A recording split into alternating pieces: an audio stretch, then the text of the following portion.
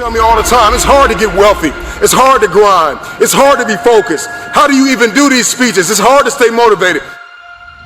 It's hard to stay broke. It's hard to stay depressed. It's hard to stay governed by anxiety. It's hard to be inconsistent. It's hard not to have daily disciplines. It's hard not to believe in yourself. It's hard to be broke. It's hard to be poor. It's hard. It's all hard. So choose your heart. You either gonna work for it, or you're gonna sit there and let life knock you down and dare you to get back up. It's hard to practice perseverance. It's hard to be an introvert. It's hard to be an extrovert. Singleness can be difficult. Marriage can be difficult. Raising your children on your own can be difficult. It's hard to wake up early. It's hard to wake up late. But there's a reward on the other side of waking up early. If you wake up late, you've lost too much daylight. What somebody else did before you woke up, now you only have a fraction of the day to get it done. There's a reward on the other side of one pain, and there is regret on the other side of the other pain. And if you're going to win the reward, you're going to have to persevere. You're going to need endurance. You're going to need to be consistent. And on the other end of the pendulum, there is the pain of regret, where you did nothing because you were afraid you would make a mistake. The pain of regret will hurt you. So choose your heart. Make a decision.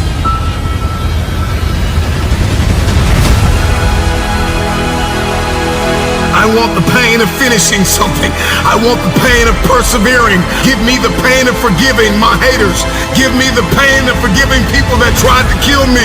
Give me the pain of letting it go. Give me the pain of growth. Give me the pain of acquiring new skill sets and talents. Give me the pain of managing my time well. Give me the pain of waking up early. Give me the pain of praying when I didn't feel like it. Forgiving when I didn't feel like it. Letting go. Give me the pain. I'll take that pain, because on the other side of that pain, there is a reward. Every single day of my life, I'll take reward over regrets. Will you keep sleeping on your potential, or will you wake up and make it happen? Choose your pain today. The anguish, the irritation, the frustration that you feel today will be your strength to leap walls tomorrow, to leap hurdles tomorrow, to champion the day tomorrow. So you gotta turn your pain into progress. You gotta learn how to turn your pain into power. I can because I'm capable. I will because I'm strong. I must because they're dependent on me. Don't you sit here and act like you've reached all your level of success. No, you have not. You have not begun to see the things that's about to happen to you. Never ever, never ever, never ever give up on your dream. Listen to me. That mental picture, never let it die out. Never ever let it die out. I don't care how much time passed. I don't care what happens, circumstances, situations. I don't care what defeats, what upsets. I don't care what happens in your life. Listen to me, and listen to me very carefully. You better never ever give up on your dream. Never let the mental picture, the picture that you painted, listen to me. Whatever you saw, whatever you said you were going to accomplish, whatever you said you were going to do, never ever, I know, repetition deepens the impression. Never ever let your dream die. I can because I can. I will because I'm strong. I can get through any obstacle on my way to my journey. I must, because they count on me. Don't give up. Don't give up on your dreams. Don't go pick it back up. There's a dream you left 2-3 years ago. Somebody told you you couldn't do it, and you internalized that foolishness. Stop listening to the haters. Shut them down. Shut them up. You want to shut your haters up? How do? You do it by being successful. You don't do it by falling into their traps, doing what they want you to do, putting your head down. You don't do it by not being successful. Let me tell you what I learned. Nothing succeeds like success. And so pick your dream back up. Pick your goals back up. Kill a noise. Shut them down. and surround yourself with people who will help you, who will speak life into you and not death. People who will speak life into you and help you to get from where you are to where you want to be. It's your boy E.T. Remember, I don't care nothing about your past, because I got one too. Listen to me, you have the opportunity right now to make the rest of your life the best of your life.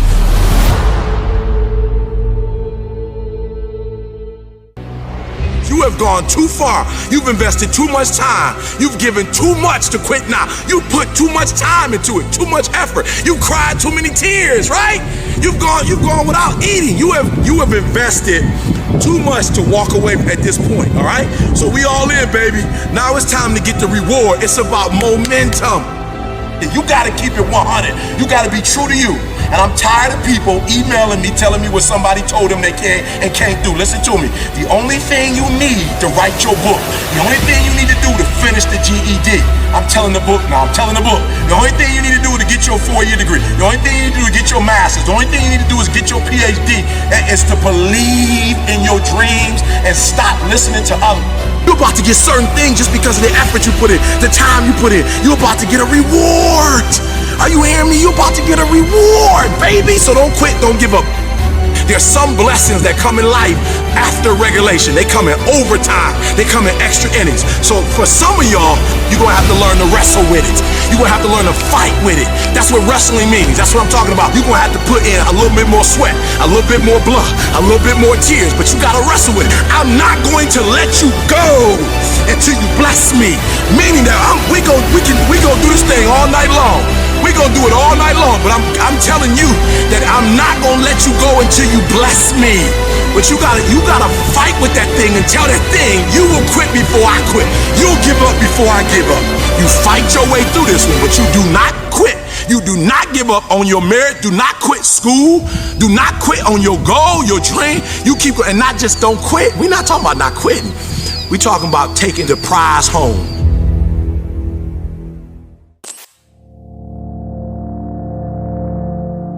It's time to stay focused. Why are you so antisocial? Because I'm trying to get it. Why are you staying on the basketball court so much? Because I'm trying to get it. Why are you out there practicing in the hot sun when ain't nobody else out there? Because I'm trying to get it. Pain is temporary. I've been trying to get that into your spirit. I've been trying to get you to celebrate pain. That pain is your friend. That pain is going to take you to the next level. Remember, just because something's never been done before doesn't mean it can't be done. It just means we haven't figured out a pathway on how to get it done, and we will get it done. This is it right here. This is that moment that you got to work. This is that moment when you got to push. There is no weakness in the place of business. Think about your end goal. Think about what it's going to look like. Picture it in your mind. See yourself already there. Stop praying that the storm will pass over you and pray to grow through the storm. What you go through, you will grow through. You simply have to give it everything you have to get it. You need to shut down all negativity and frankly not give a shit what others say and think. You're going to do what you've been called to do. You're going to be what you called to be. You're going to have, and you're going to prove to everybody that tried to break you, you're going to prove them wrong. Everybody that tried to stop you, everybody that tried to kill your dreams, you're going to prove all of them wrong. I don't care what the adversity has been, you have two choices. You can be unforgiving, bitter, angry, upset, and be a carrier of grief, or you can choose resilience. If you truly want to make change, if you truly want that greatness, you got to work hard. You got to dig a little bit deeper. You got to find it. You want to test my resolve. You want to test my ability to go to limit. You want to see where his road ends and mine begins. This ain't no fucking game. This is my motherfucking lifestyle, son.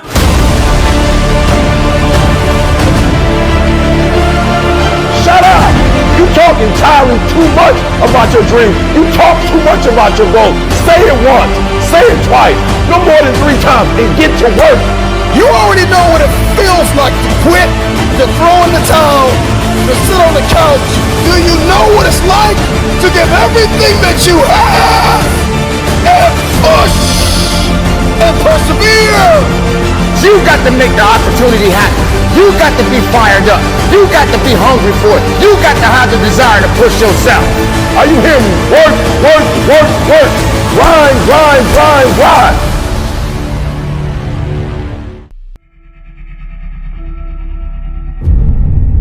You should be a monster. Because everyone says, well, you should be harmless. You don't want to be too aggressive. You don't want to be too assertive. You want to take a back seat. No. You should be a monster. And then you should learn how to control it. The definition of being aggressive is forceful and sometimes overly assertive pursuit of one's aims. In combat, almost nothing will happen the way you want it to if you don't force it that way. The enemy, nature, time, there's all kinds of things that are going against you. It's a losing battle. And if you don't use force of will, then you're not going to get it done. What it means is you need to make things happen. This is the good thing about being aggressive. Sure, there's certain parts of your nature that are aggressive, but it can also be trained. You can start to think with an aggressive mindset, which is I am going to take action. I'm going to overcome obstacles. I'm going to push through roadblocks. I'm not going to take no for an answer. And those are things that you can train. There's so often times where people, they get told no or they hit an obstacle and it's game over for them. They're just done. They're done training. They're over it. And your attitude, you have to go, okay. Little roadblock, cool. How am I going to get through it? How am I going to get around it? What I need you to do is evaluate yourself today. Evaluate yourself to see where you are in this race of life. Many of you don't even realize that you've been racing to the finish line. This life is a race. Some of you need to be pushed to start running because you've been walking or you haven't been moving for so long. And you don't even know that you're in a race that all of us are competing to win. But it doesn't matter where you finish. It matters that you run after your goals and your dreams. The way to live is to run after your dreams, to run after your goals, and to run after that finish line. There may be things in your life right now that's holding you back from running. But you have to break through those things. They're there to hinder you, but you can't let it force you to stop running. Chase your dreams, chase your goals. I don't know the situation you're in right now, but the situation that you're in is not your future. It's not who you really are. It's not your full potential. The sky's the limit. But it all starts from within. It's all up to you. You should be a monster. You have to be hungry for greatness. Sometimes, like most people, I want to throw in the towel and just give up. Sometimes it just feels like there's just no use. There's just too much ground to cover. I need to cover it so that I can get where I need to be. I need to constantly remind myself over and over again, I am not yet where I want to be, but I know I'll get there. I am not where I want to be, but I am so grateful I am not where I used to be. I am talking to those people that are just about to give up, that are just about to lose all hope. I am here, ladies and gentlemen, to cheer you on, to let you know that you You, my friends, are going to get there. You are going to get that promotion. You are going to complete that marathon and you are going to run for your life. Whatever you are working towards, you are going to get there. But you got to get crystal clear what it is you want. What it is that you are seeking for. What it is you truly want. You must know. You got to know that you're going to get there. But most importantly, ladies and gentlemen, work like hell. Crack the ground and keep moving. Make the ground shake, crack the world, get it going. Don't let nothing stop you. I am pleading with you. When the rest of the world shuts you down, you got to be the one to stand up, shout out, cry out, stand tall, work hard, dig deep, and go after it. There's nothing gonna stop me. If you didn't make me, you can't break me. If you didn't make the sun come up, you can't stop me. If you didn't make the moon shine at night, you can't stop me. My purpose, my will, my dedication, my motivation is all about doing the business, because guess what, ladies and gentlemen? That's what I'm about. I'm about that business. I'm about that life. What are you about?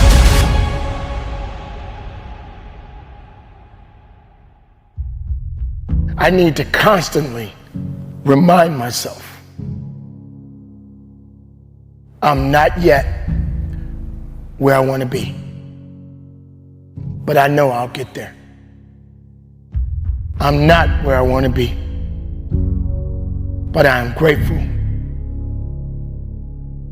I am so grateful that I'm not where I used to be.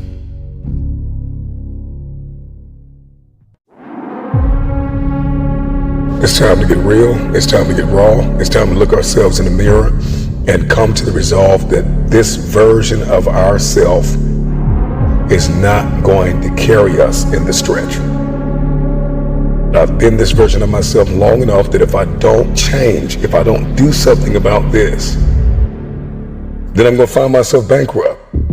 For me to understand, for me to be better, for me to be stronger, I must learn to suffer a little bit. I must learn to struggle a little bit. I cannot reap the rewards of success without understanding about struggles. Success is not automatic.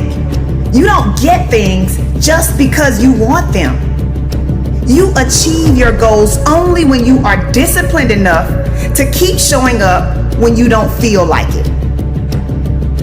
You're going to put the blood, you're going to put the sweat, you're going to put the tears in, you're going to lose sleep, you're going to go days without eating, you're going to do whatever it takes to make the sacrifices necessary to manifest. There are too many people in your life who have left you. There are too many people in your life who have counted you out. There are too many people in your life who have whispered in your ear and said you'll be worse off without them.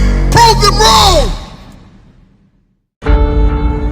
The truth of the matter is, how are you so emotionally injured, so mentally drained, so physically fatigued that you have allowed your dream, your destiny to take a back seat to this excuse that you don't have what it takes, that you're not smart enough, that you're not tall enough, that you're not wide enough, that you're not deep enough, that you're not connected enough, that you don't know enough people.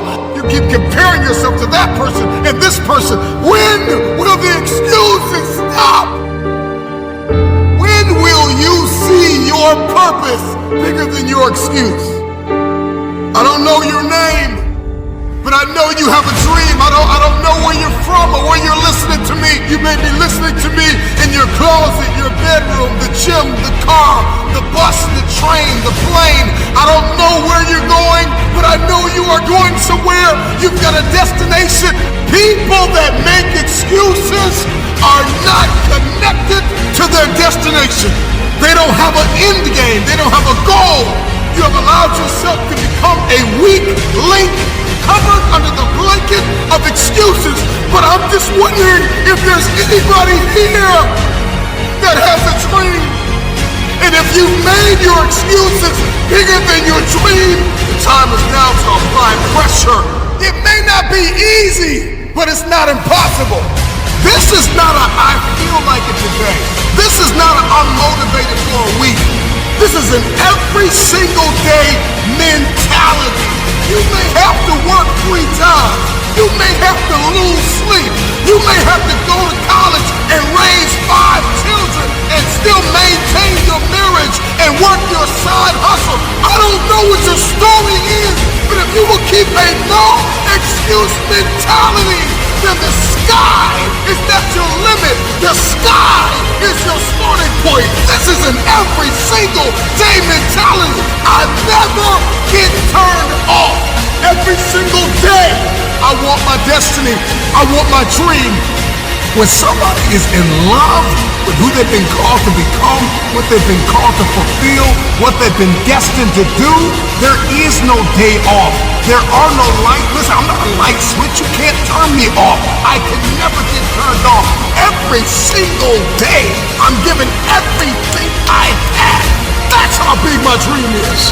And so there's no excuse, there's no pain, there's no dilemma, there are no speed bumps, there's no distraction that can turn me off. I'm not a light switch. You can't turn me off. I want this thing every single day. For people that feel like they're wasting their time, they're not getting the results they want, what is one thing that they could be doing right now that would turn things around for them? I think one of the things is the way that we approach time. This is something that almost no one talks about anymore. So I feel like you may be behind. You may actually be behind your destiny right now. Like maybe you're not on pace. In fact, I think most people watching this, listening, will say, I am behind on achieving my destiny. I'm not exactly sure what it is, but I feel like it's slipping. I feel like I'm behind. So you better figure out time differently. And you can bend and manipulate time to your advantage. And so I, about 25 years ago, went, I'm not the most talented. I'm not the smartest, and I'm really not. I don't come from, a whole track record of success, right? I don't have the perfect upbringing. How in the world am I going to win? I got to do things other people aren't willing to do, and I got to fix the way I look at time. The most stupid, antiquated, ridiculous concept on planet Earth today very well may be that a day is 24 hours. It's so stupid. It's the dumbest thing ever. 24-hour days were contrived when there were no cars.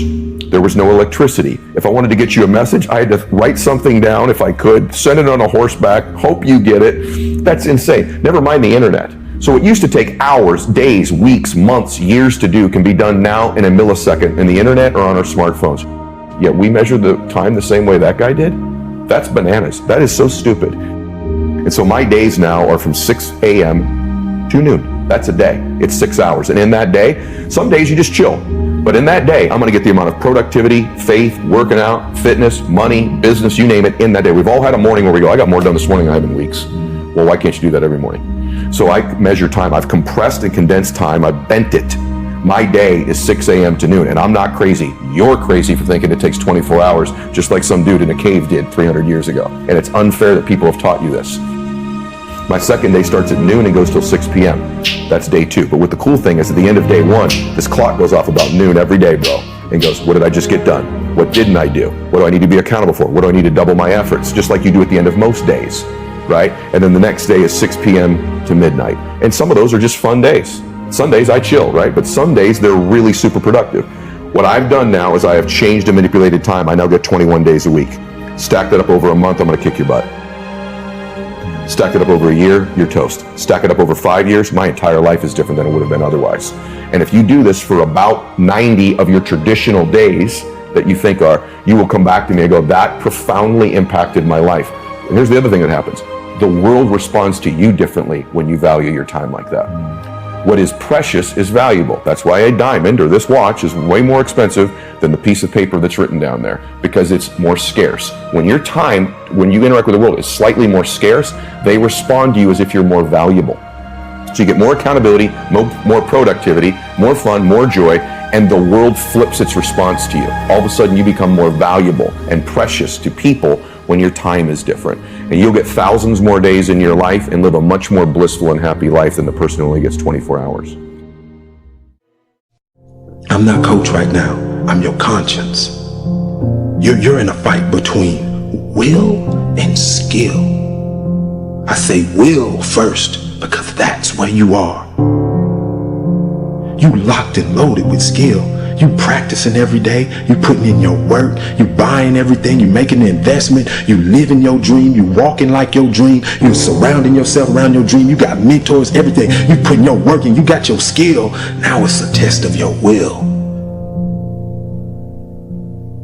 It's a mindset thing you in right now. It's a mindset thing because your challenge ain't moving. Your mountain is not moving. You don't feel like you're making any progress. You're not physically moving when you see everything else around you and other people around you moving. You're not making progress. You're in the test of your will right now because life says it has a little more test for you. You can look at your challenge with skill and it will see it just as that. A challenge, or you can look at your challenge with will and see it as much. Understand this and listen to me clearly. You may forget this face, you may forget this voice, you may forget who told you, but get your pads out. Don't ever forget these words that I'm about to tell you. If you want to be great in this life, you only have one choice, gentlemen. You only have one choice. You can make choices that just get you remembered, or you can make choices that ultimately make you a legend. If you put as much time into working on winning as you put into thinking about losing, you'd already be a champion. When we gonna get tired of just knowing and seeing successful people and become one of them? Time is out to sit up here and just make these average decisions, make these irrelevant decisions that don't change you, don't change your family, don't change society, don't change your environment, don't change the world. It's time to make decisions that make you a legend. We see it every day. But the only difference, baby, you gonna make a choice to just be remembered, or you gonna make a choice to become a legend. You gotta stop quitting. We gotta stop giving up. All this TGIF, TGIF. It is now TGIA. Thank God I'm alive. When we open our eyes and we're in our right mind, we live as though we really appreciate that opportunity. And every time I see a post, every time I see a tweet, or just anything, I want to ask the person, why are you thanking God it's Friday? Hello, newsflash. Tomorrow is Saturday. The day after that is Sunday. The day after that is Monday. What are you thanking God it's Friday for? Because you're preparing to quit. You're preparing to stop what you're doing. You're prepared to clock out. You're prepared to go home. And you're in the mental mindset to do nothing. I dare you to get prepared for the challenges of your life by getting rid of comfort. I dare you. I dare you that when you find that job, that if you don't have a ride to work that you want, and then when you get there, you take the stairs. I dare you not to check the break, baby. I dare you to work through your lunch. I dare you that when it's hot, that you work faster. When it's cold, you work longer. I dare you to learn something new today that you didn't know yesterday. I dare you to. I dare you to run past that challenge. I dare you to face adversity. I dare you to look at it and say, look, I'm more than this right now. I can handle it. I dare you to look at your obstacles like a mountain. I dare you to stop running from it. I dare you to stop throwing away food because you scared you're going to eat it at night. I dare you to stop taking the detour because it's a crack house on the corner and it's a liquor store on the street. I dare you to stop running from your addiction. I dare you to stop running from the old you and become the man you know you can become. Mountains aren't going to move. You got to climb that bad boy, baby. You cannot get what you want in your life by being comfortable. Comfort is failing us.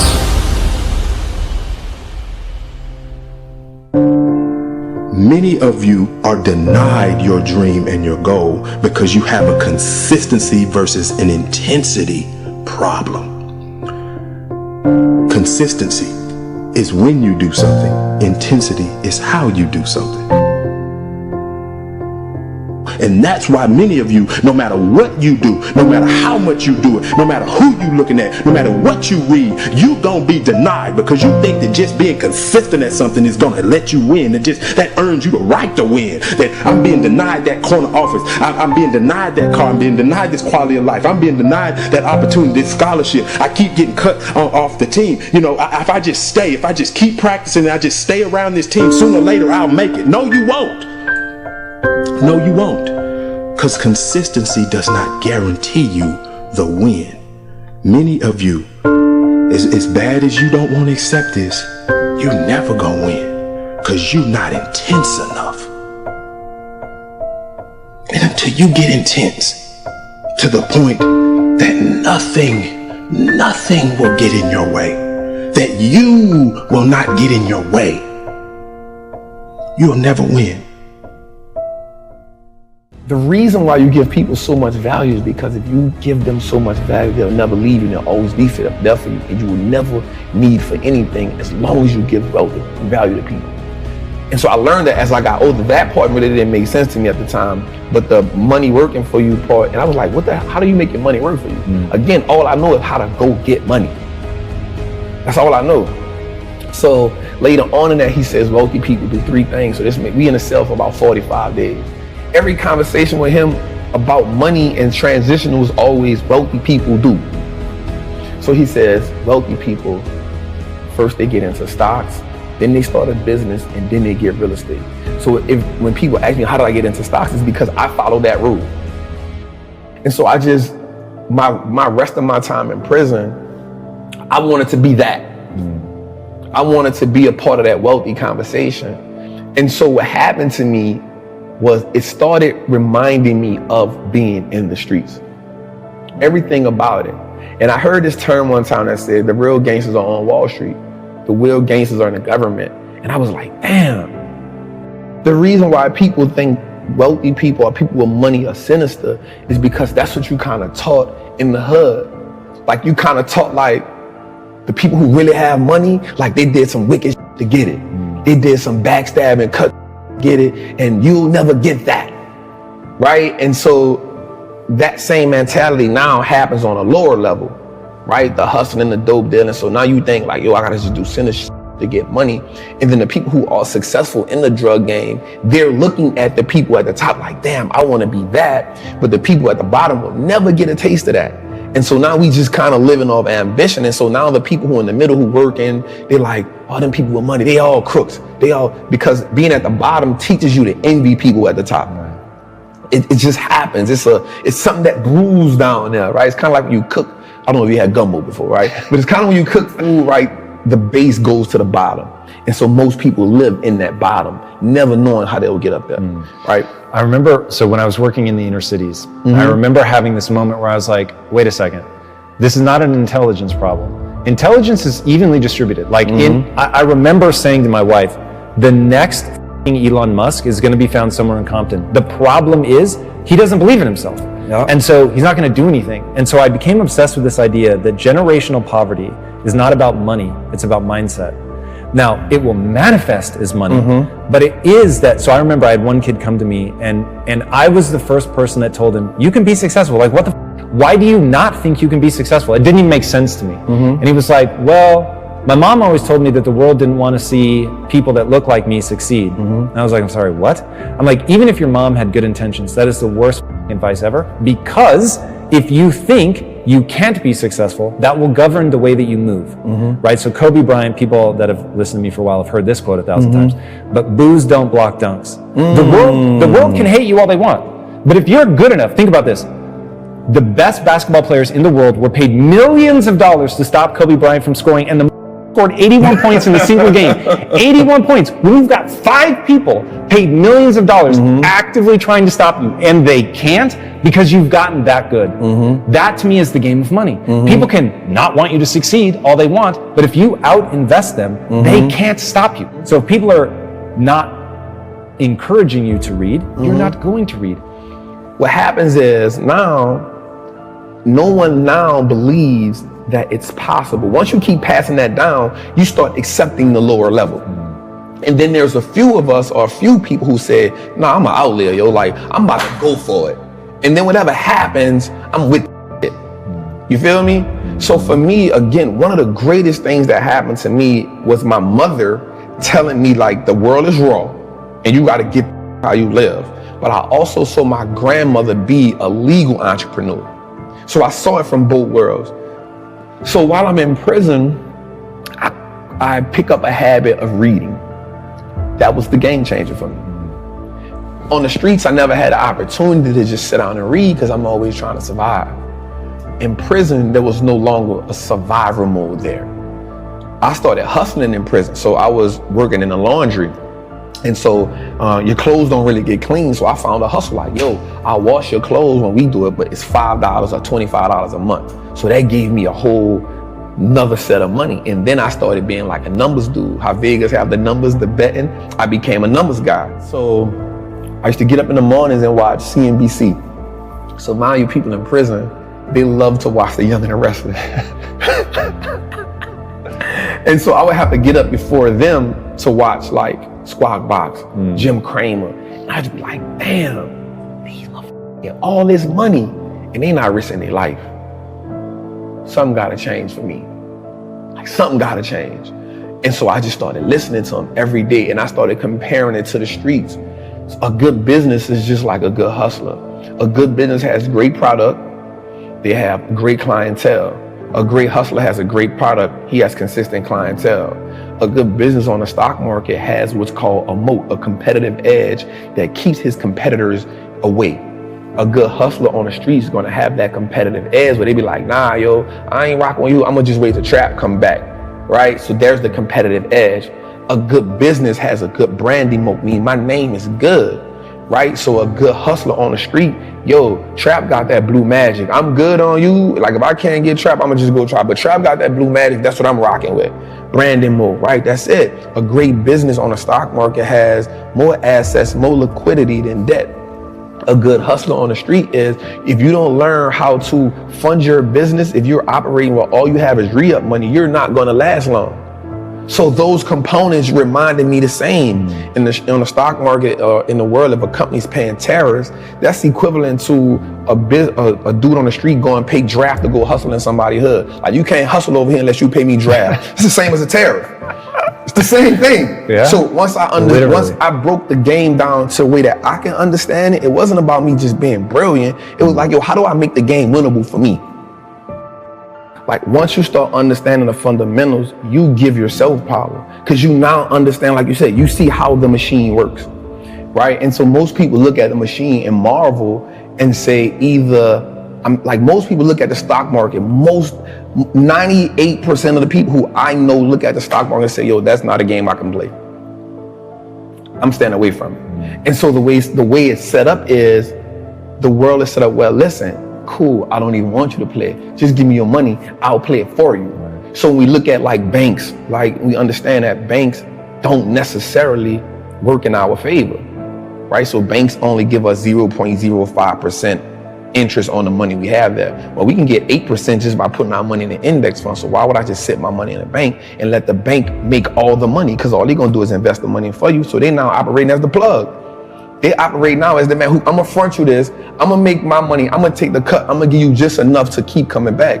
I'm gonna go to the plug. Who is the plug? The stock market.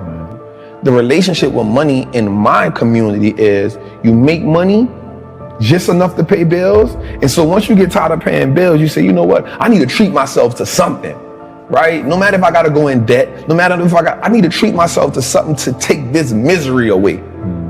So you treat yourself to something that you can't afford at the time, right? But it makes you feel good in the moment. And so because it makes you feel good, you say, you know what? I'm living. This is a reprieve from everyday struggle. So that's the mindset comes in and say, everybody around me had the same problem. No one represented the solution. So if I don't change something, I'm only going to end up like everybody else I know. Somebody has the solution somewhere. There's too many people out here living the life of their dreams that I'm watching. They know something I don't know. And the only thing that they had was access to a different type of information. In 2010, This is after I'm home from prison now, right? I'm home from prison. I'm back in the streets hustling. Because even though I have the information, I don't have the money, right? And I'm like, well, I gotta get the money. My door gets kicked in 2010. They get 8 pounds of weed, $10,000. Yeah, by the cops. 8 pounds of weed, $10,000, a 223, a 40 with extended clip and a beam, and 100 X pills. So the cop tells me, you ain't learned your lesson. Like, you ain't learned your lesson. And I was like, damn, that was some, right? Like, I got knowledge, I got information, but I still fell victim to the same shit that everybody around me knew. So therefore, the knowledge that I had wasn't powerful because it wasn't applied. So I was fortunate, God bless me. I wound up getting found out guilty because it's called fruit of a poisonous tree. So they kicked in my door, but they didn't have probable cause because they stopped me in my truck, didn't find nothing on me. So they went to my house, kicked the door in with no search warrant. So now everything you find is null and void. So now I get into the robbing game. So now I start robbing dope dealers. And I got in a situation where I was good at it. Me and my partner, God bless his soul. And then one day I almost got killed. And I go to my partner and I say, bro, I'm out. Like, it's a done deal. But when they kicked my door in, something happened. So they took my truck, they took my money, but they didn't mess up my stock account. I said, oh, okay. Start working as an iron worker, building stadiums, building power plants. It's crazy because I was making good money, $2,000 a week. That's good money to some, like, yo, $2,000 a week, yo, that's it. $2,000, $2,500, like, it was amazing. I started saving and investing 70% of my money. I was living bare minimum. I was like, if I'm gonna change, I gotta make like the hard choices. It's hard for people to make sacrifice because you gotta now go against and do without some of the things that gives you that momentary gratification, that simple, that's what keeps you alive. That's what keeps you going. Just to go on vacation one time a year, to get these pair of shoes that may cost me $1,000. I know I can't afford them, but I've worked so hard, I need that just to keep giving me something. You have a phrase, Wall Street looks like us now. Wall Street looks like us now. There's another phrase you say, but you should like put that same like stamp on it, is I own that. I own that. Because you talk about stocks in a way that sounds so rad, where it's like, you refer to yourself as an owner of the companies. Yes. And the thing is, it actually is true. Like you're not playing a linguistic game. It is true.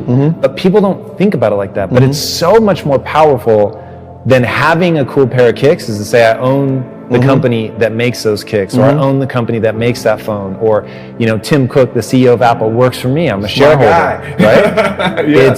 It's really, really powerful. Explain that basic idea of ownership for people that might not quite put it together that stocks really are owning that company. So I actually got that term from Warren Buffett in one of his meetings. I want to say it was the 1995 shareholder meeting. And he said that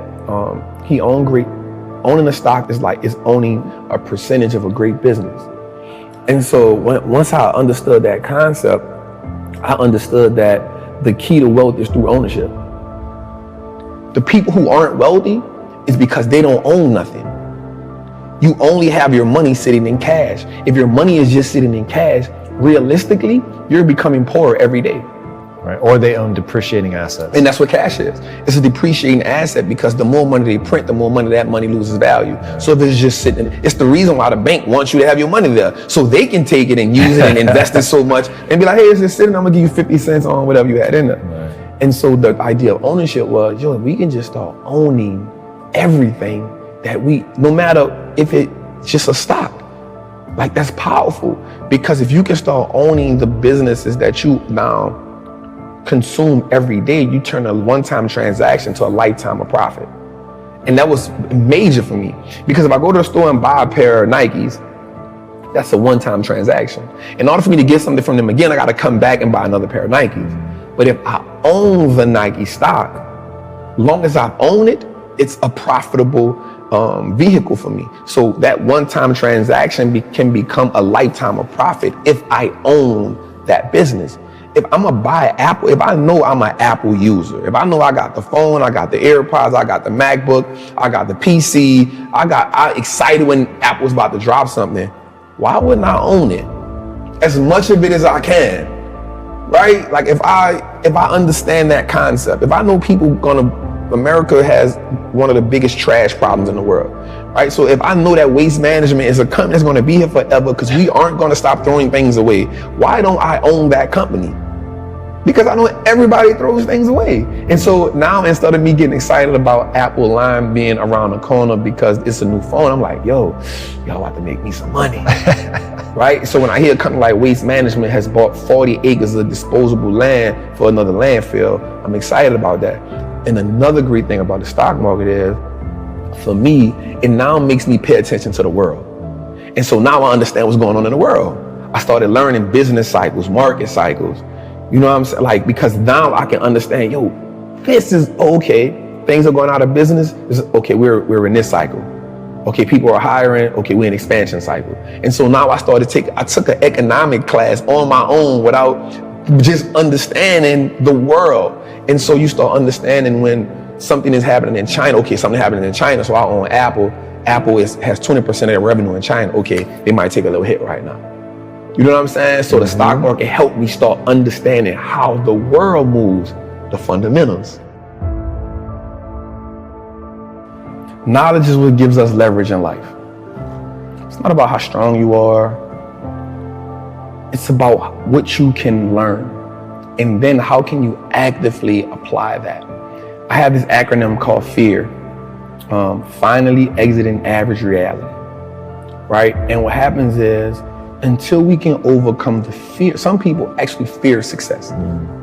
Success comes with a lot, right? But until you can overcome that average reality that you're living in, no matter what you're on, once you become comfortable there, it becomes average. Anyone can live in average. Everyone can live in mediocrity, right? Then there's those outliers who consistently push themselves to go to the next level. And the thing about the human mind and the human body, it will go as far as you push it. As long as you believe in it. Like you said, the only belief that matters is, what do you believe you can do? I personally believe that there is nothing I cannot do. And for me, it's all about impact, purpose, fulfillment. Like, the money is a byproduct of everything else. That isn't my focus. My focus is I have a knowledge and information that I know that can change lives. Not just one life, not just like lives. And so the way that you change lives is by consistently learning, finding new ways to put that information out there, being able to open up, being able to be vulnerable, because people need to connect. People connect to knowledge in the way that they can see two things that help people: imagery and vocabulary. So for me, it's always about, how do I attain as much? It's always a challenge for me. How can I attain as much knowledge as I can, because I love learning, but then how do I take that and be able to now reciprocate it or give it to somebody who may not understand calculus or trigonometry, but if I can give it to them in this way, they can say, oh yeah, I got it. And there's more people that struggled in the world that has become successful. So struggle has to become a language that I struggle. So that's the language I'm great at. So if I can break down things into a struggle language, now I make it the game winnable for everybody. In this very moment, all you have is all you need. What would you like to do? What do you believe you've been destined to do? Sometimes you have to fall back into the dark room and focus on you. You have a date with destiny. You have unfinished business. It's time for you to go back to the drawing board with a new perspective. If you can see it, you can have it. I am clutch. I am the difference maker. I am the game changer. I must work out X amount of times a week. I must forgive. I must evolve. I must become. I must retain. I must grow. I must live. I must evolve. I must go to the next level. I must live in this type of house. I must drive this type of car. Perspective is what changes the game. Stop complaining about the divorce. Stop complaining about the job loss. Are you going to complain in the face of conflict, or are you going to seize the opportunity? What if losing your job was the opportunity? What if the divorce is an opportunity? What if the bankruptcy is an opportunity? What if the one you love was an opportunity for you to reconnect with somebody and forgive them? Something inside of you that says, snap, you gotta get tired of being broke. I'm talking to that person who grew up without a father. I'm talking to that person that is acquainted with pain. I'm talking to that person that knows what it's like to come from nothing. And so you literally have nothing to lose. And the only thing that's in your head is a dream. The only thing that's in your head is I have what it takes to get to the top of that hill. You must understand that there is more than one path to the top of the mountain. Goliath! There will be many giants in your life. There will be depression. There will be anxiety. There will be oppression. There will be stress. There will be overwhelm. Will you buckle under the pressure, or will you rise to the occasion? You are not dead yet. You may be tired, but you are not dead.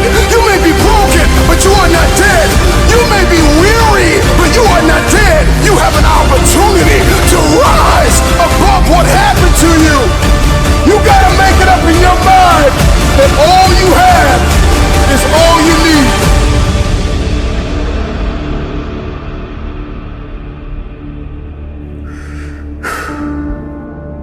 I know. It hasn't been easy. It's time to win.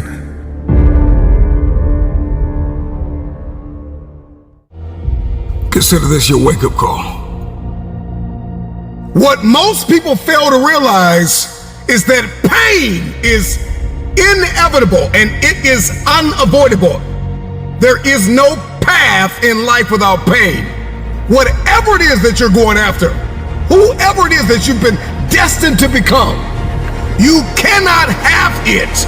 You will not become it without pain. You will face challenges and difficulties and giants, regardless if you are single, if you are married, if you are a stay-at-home mom, a stay-at-home father, if you are an entrepreneur, if you're working a 9-to-5, if you're an educator, if you are an athlete, if you are a musician, a singer, a producer, it doesn't matter who you are, what you are doing, pain is inevitable. If I'm gonna hurt like this, if I'm gonna bleed like this, if I'm gonna cry like this, let me cry because I'm in the best shape of my life. Let me cry because I'm conditioned to weather the uphill war. Let me cry because I'm building my relationship. I'm building my business. I'm building my legacy. Let me cry because it hurt, but there is a reward on the other end of my pain. Let me cry tears because I passed the test, because I gave it everything I had. Choose your heart. Everything in life comes with hardship. Make a decision. At some juncture, you will encounter pain.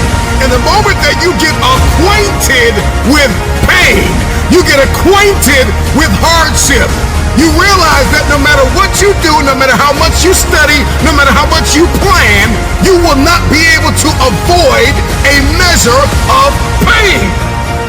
I don't care what it is, losing weight, I don't care what it is, a new eating paradigm, a new relationship paradigm, new thoughts, new behaviors. It doesn't matter what you're after, what you're looking to become. If you don't go to the gym, it's gonna hurt you. If you go to the gym, it's gonna hurt you. Your muscles are gonna tear. But on the other side of that pain, there is a reward. There isn't any regret. You won't regret taking care of your body. On the other side of making those healthy decisions, there is a reward. It's the reward of discipline. It's the reward of longevity. It's the reward of influence. It's the reward of power. Do you want results? Do you want a reward? Or do you want regrets? The decision is yours. It's all hard, so choose your heart. Pain is inevitable and it is unavoidable. Pick your pain.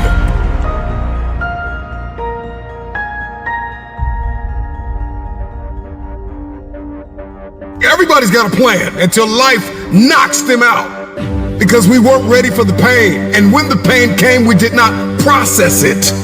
Processing pain is a skill set you've got to acquire. It's a type of currency. If you want the future, if you want next level, if you want tomorrow, if you want to manifest, if you want this thing, I don't care what it is, then you're going to have to get acquainted with pain.